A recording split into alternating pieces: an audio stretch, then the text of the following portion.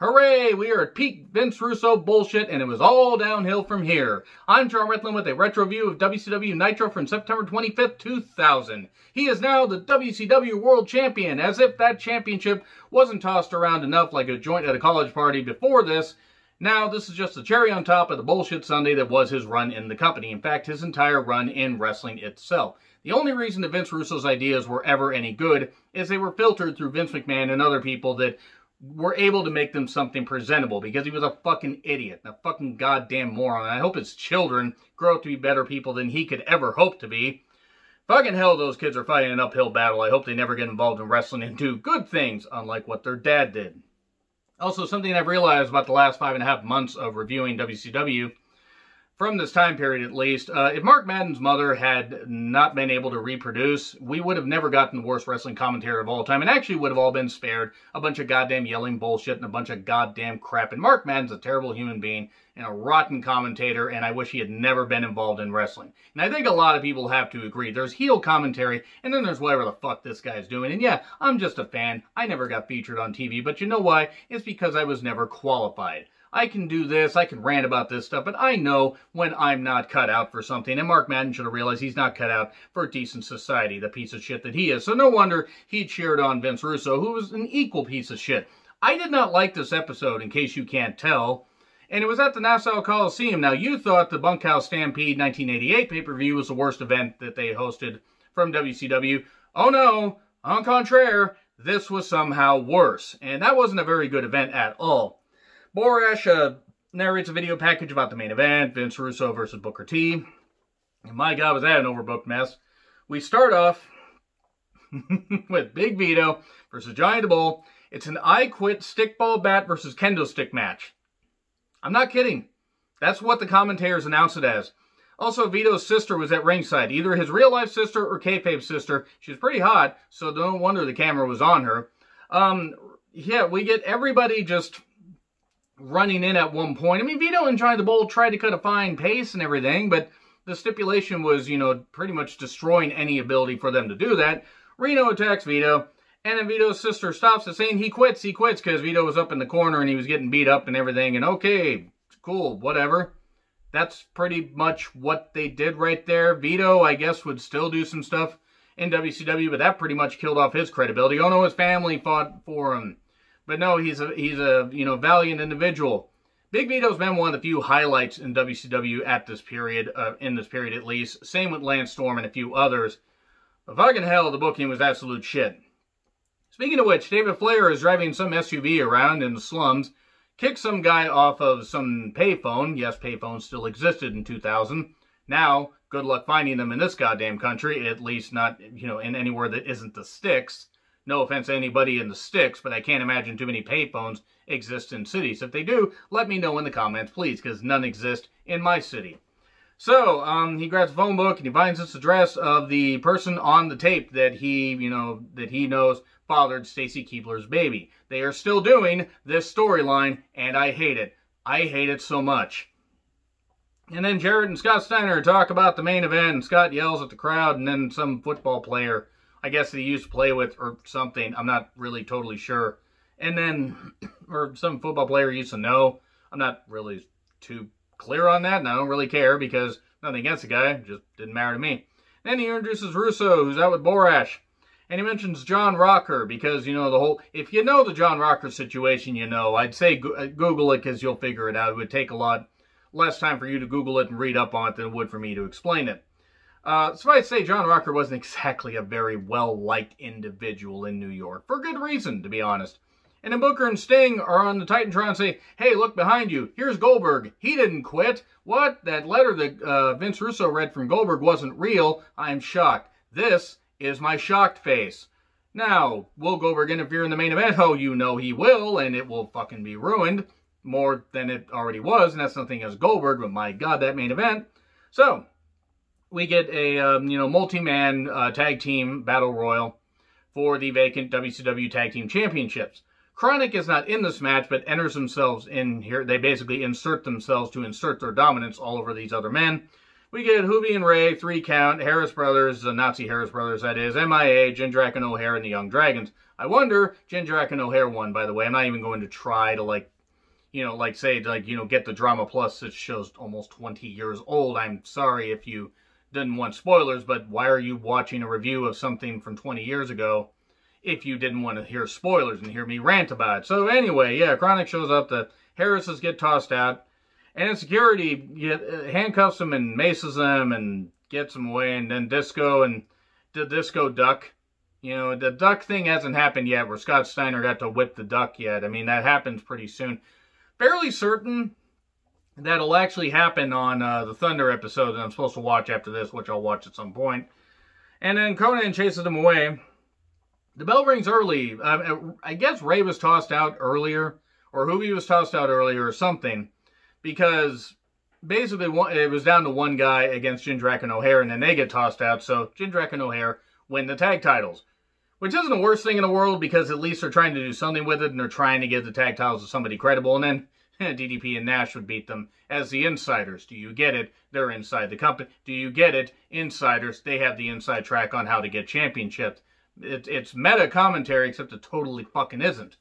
So, Mean Gene interviews the Whack Pack, the Howard Stern Whack Pack. It was at this point that I questioned why this was ever a thing. Nothing against Howard Stern fans, nothing against these guys. I feel bad they were exploited for their various, I guess abnormalities would be the best way to describe it, because that was pretty much the only reason they were featured, but it was pretty embarrassing.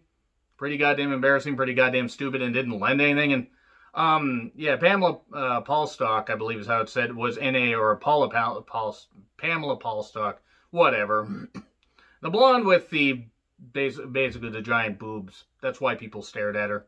I mean, seriously, that's pretty much why. That was the running joke on WCW programming. Yeah, she's in a fur coat. And then Nash and the Thrillers interrupt, and Nash says this is typical horse shit that we gotta deal with. Which he's not wrong, by the way. Then we get the ICP talking about JCW, I think. I stopped tuning into anything they say because they aren't very interesting, even though they do good work and, good stuff with their celebrity and their status and everything. Do a lot of charities and all that stuff.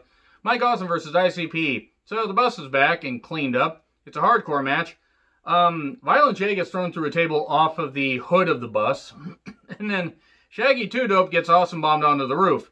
Here's the problem. If you remember anything about a bus, especially an older bus like that, the roof kind of curves like that. Well, he lands, and then just slides and lands on his goddamn head on the floor. That looked kind of painful. I mean, granted, it wouldn't have, made their music any worse, because ICP never made music. It was just a lot of yelling bullshit. That's all ICP ever was as far as musical talent. Talent in the biggest quotation possible. Which I'm pretty certain will probably give me some hate from the ICP fans that are still out there. All 5 of you. So, by the way, if you like them, fine. I don't really care. I just never thought that they were music. I thought they were pretty shit. So, yeah, he ends up pinning him on the floor after... Yeah, that was a pretty brutal fall, though. That was not really cool. And then David Flair goes to Chuck E. Cheese and threatens violence and then gets in the ball pit trying to find the guy that apparently fathered Stacy's kid. I don't know why this is on TV. This entire program, not just this segment, this entire program. And then Miller says that he hates Mark Madden, so Ernest Miller, despite the fact I really can't stand him, just went up a little bit in my book. And then none of Russo Stooges can interfere or he'll fire them. Which is weird. Because one of them tries interfering, and I don't think Miller fires them. He's also gone as commissioner pretty soon after this. And above average Mike Sanders comes out with a bat, threatens Miller, gets tossed around. Then Nash and the Thrillers run down. They beat down Miller. Yeah, more of the bullshit and everything, because it was going to lead to Sanders being the commissioner eventually. Because that's what we need, is more above average Mike Sanders on programming. A man who has been pinned by women in recent matches on a Nitro and a Thunder respectively. Just before this show, by the way. And then Miss WCW 2000 Bikini Contest. I'm going to say right now that this set women's wrestling back 10 years, which is saying something, at least American women's wrestling, which is saying something because 1990 really didn't have, it's not that they didn't have talent, they just weren't featured all that well. And yeah, it was hosted by Mean Gene and Pamela in that fur coat, and then the Whack Pack were the judges, because why the fuck not? It was stupid, it was abhorrent, it was terrible. There were a bunch of women in this, Paisley, Tigress, the 2 Nitro girls, Jay and Chiquita, I guess, which I guess was a takeoff on the Chiquita Banana thing. And then what? Tori was there. A bunch of people were there. Pamela also entered herself in this and ended up winning the thing. Major Guns also entered herself in this, and yeah, this was bad. Shivani did have one funny line though. I'd like to say hello to my wife at home. That was pretty good. And then Duggan comes out and stops Major Guns from having a red, white, and blue bikini and says, "I said shut up, woman." Good. We turned Duggan into Mike Tenay. Mike Tenay, by the way, just being an incredible, sexist guy on commentary for no goddamn reason. And then, Pamela removes her coat. Tori was aghast. Tori was like, oh, okay, she's hiding that. All right. I mean, even though Tori's been interviewed by Pamela and would probably know how Pamela looked, would just imagine. Don't get me wrong, Pamela was a beautiful woman, but it's like, oh, wow, this is the best we're using the women. To be fair, yes, Sable got, a lot of attention for showing whatever the fuck, she thought qualified as a good-looking body on camera for a couple years. And I'm sorry, I know people like Sable. I never did. I would have rather, cut off my own dick than ever sleep with Sable. Or even think about sleeping with Sable, rather. Brock would fucking kill me if he heard that. Brock actually doesn't give a shit about anybody because he's collecting his millions. Enough of this tangent. This was embarrassing. Fucking embarrassing. Absolutely embarrassing. Mean Gene just staring right at Pamela's tits. I mean, just right at them. To be fair, Mean Gene was also right at eye level with them. I'm not excusing it, but of course he was going to. And hey, she wins. And then Leia Meow, who was also in this, I completely forgot about, probably because that's how little her character meant, started disciplining her and whipping her. And this was something that they apparently felt would help have women be taken seriously in the company. And then Medeja shows up and slams her, and then we get a bit of a brawl. And nobody asked for this. Then Goldberg attacks Scott Steiner and backstage. And then we get Disco and his duck. He says he has a tag team partner, a new tag partner. And Scott Steiner shows up and then beats him up and then throws the duck out there. We don't get him attacking the duck yet. Not yet. But soon. No simpy. And then, he calls out Goldberg. Goldberg says, okay, how about a one-on-one match, cage match, no interference. I wonder which one of those stipulations will not end up happening. Goldberg versus Scott Steiner in a cage match. It starts outside. Steiner just gets his head bonked right into the cage. And then, as the cage is lowering, by the way, because they brawl, and then they stop the cage until they get back towards it. And it's fucking embarrassing. And then Medeja runs in with a pipe, because no interference, so why the fuck not? And then a spear, while the pipe, should have knocked Goldberg out, but no, it just hits Steiner in the ribs, and then Goldberg leaves and wins the match. That was it. That was the cage match. Now, I know that I was down on the Fall Brawl 2000 match that they had previously. Check out my review of that if you'd like. The match wasn't necessarily bad. It was the Russo bullshit, the interference that fucking ruined it for me. Because the match itself was fine. This was fine-ish, but it was also a TV match and a cage match, and barely had much of a finish. Just beat him up and everything and left. I mean, it was what it was. I guess it got Goldberg over fine. I don't know. It was what it was. And then Goldberg wins. Then Beetlejuice, the midget in one of the midgets in the Whack Pack, basically yells at Jeff Jarrett and then gets hit with a guitar. And then down goes Beetlejuice was the actual line. And down goes my interest in this show. Not that it was that high to begin with. Jeff Jarrett versus Hugh Morris, because reasons. Team Canada distracts 2x4 to Hugh Morris, and a stroke for 3. MIA then runs down, and then Sting with a bat for everyone. Bats for everyone. Lance Storm then challenges Sting to a match. Jarrett won that match, by the way, in case you didn't catch that. Lance versus Sting. Match was fine. Lance dominated for a bit. Sting eventually reversed a move, hit the Scorpion Death Drop 1, 2, 3. And, yeah, it was okay. It wasn't bad. Lance's title was not on the line. David Flair then parks very badly. Parks very, very badly. I don't think he ever learned how to parallel park or even park in general. And then goes to a house. I know he's here. Oh, it's the wrong house. It's next door. The guy, even though he's traumatized by David Flair showing up, says, well, he's not there. Instead of just calling the police and saying he's going to call the police, David Flair's like, well, you tell him I'm going to be waiting for him, even though he's not going to be back for a week. David, just fucking go home and then show up at the house. Hell, put a camera out there. Just whatever. It just, this storyline was so fucking bad. And then Russo versus Booker T. What the fuck do you want me to say? It's a caged heat match for the WCW World title. It had about 10,000 people interfering. They might as well just have the fans run around the ring and just brawl with each other. Or have the fans just run around and try to climb the cage. Because it would have made as much sense and been as much fucking interesting as what they fucking did here. And yeah, starting to swear a whole lot, guess what? I don't fucking care. Because this match was abhorrent. Now, I didn't expect it to be good.